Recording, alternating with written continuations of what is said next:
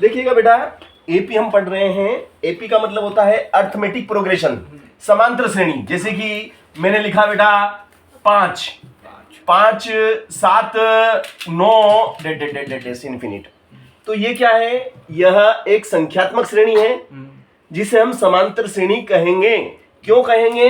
क्योंकि इनके किन्हीं भी दो पदों के बीच में कितने का अंतर है? दो। इन दोनों के बीच में कितने का अंतर है? दो, है ना? तो ऐसी संख्यात्मक श्रेणी जिसके किन्हीं भी दो क्रमागत पदों के बीच में समान अंतर पाया जाता है उसे हम समांतर श्रेणी कहते हैं। यह एक समांतर श्रेणी है। ए इसका प्रथम पद है A1 इज 5, A1 इज 5 प्रथम पद। A2 इसका द्वितीय पद है सेकंड 7। द्वितीय पद कितना है? 7। और इनके बीच में जो अंतर है उसको D बोलते हैं। क्या बोलते हैं उसको? D। तो भैया D कैसे निकलता है? पहले पद को दूसरे पद में से पहले पद को घटा दो, दूसरे वाले पद में से पहले वाले को घटा दो, तो D।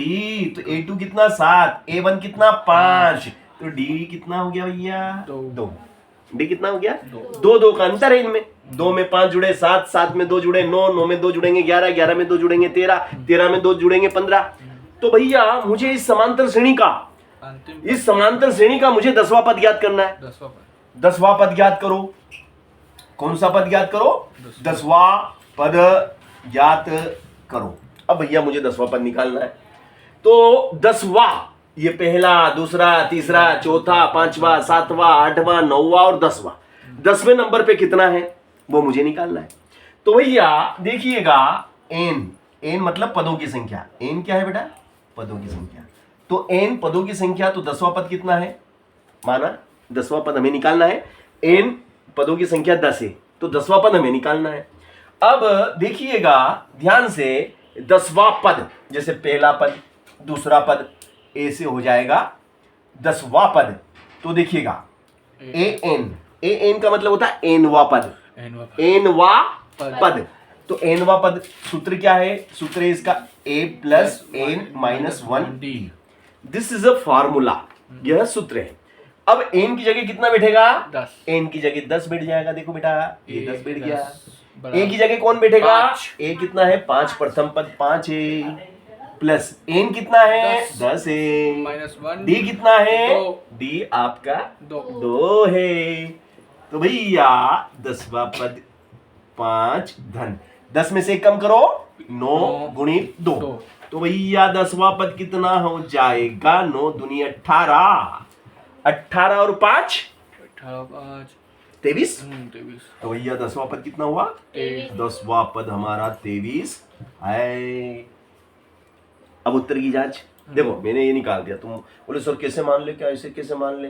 हम तो उत्तर की जांच करके देखेंगे कि सही है कि नहीं। देखो बेटा, देखना उत्तर की जांच भी तुम्हारे सामने करूंगा।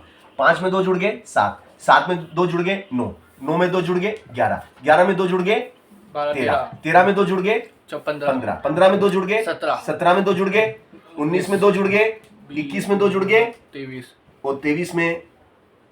तो देखो 10वां है क्या? पहला, दूसरा, तीसरा, चौथा, 5वां, 6वां, 7वां, 8वां, 9वां, 10वां। आइए कि नहीं आइए? तो उत्तर की जांच भी करके हमने देखी है। तो ऐसी संख्यात्मक श्रेणी को हम क्या बोलते हैं? समांतर श्रेणी, arithmetic progression. This is a arithmetic progression.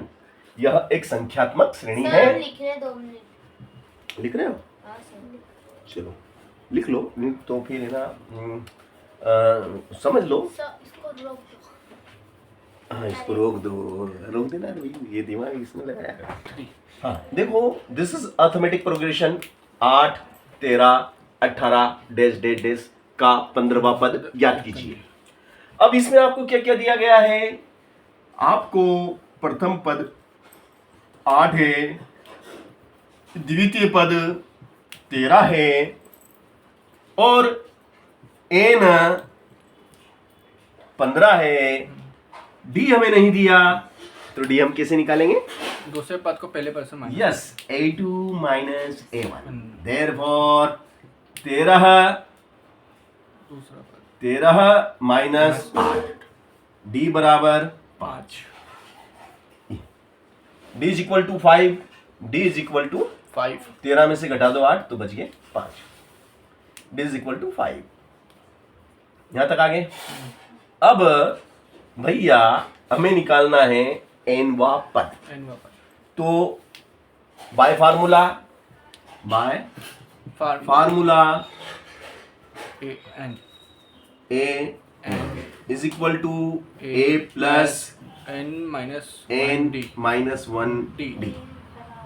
N की जगह आ जाएगा आपका 15 15 बराबर ए कितना है, ए 8 है, ए 8 प्लस प्लस n एन कितना है, 15 एन 15 है माइनस 1 D। और डी कितना है, 5 डी आपका 5।